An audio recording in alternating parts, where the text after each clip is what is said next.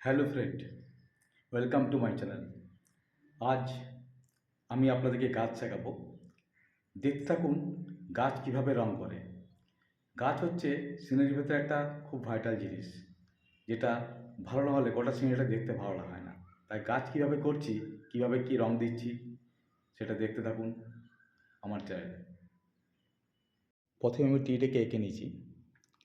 গ্যাম্বুজের সাথে হালকা sap green মিশিয়ে লাইট গ্রিন করে প্রথমে গোটা পুরো গাছটাকে আমি রং করে নিলাম। একটা ফার্স্ট টোনটা দিয়ে নিলাম।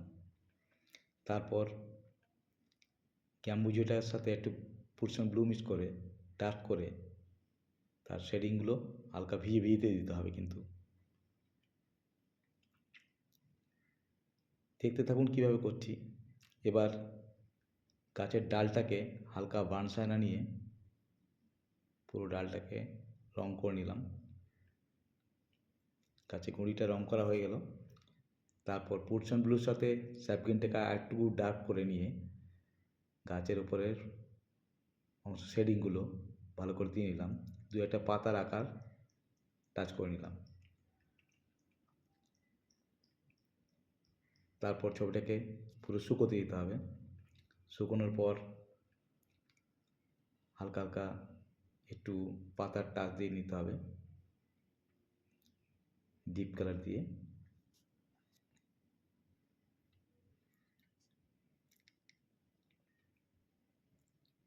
গাছের গুঁড়িটাকে শেডিং করতে হবে।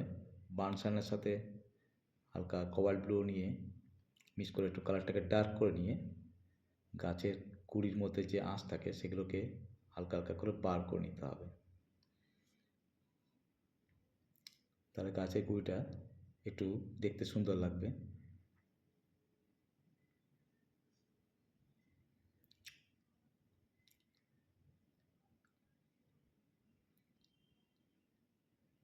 এবার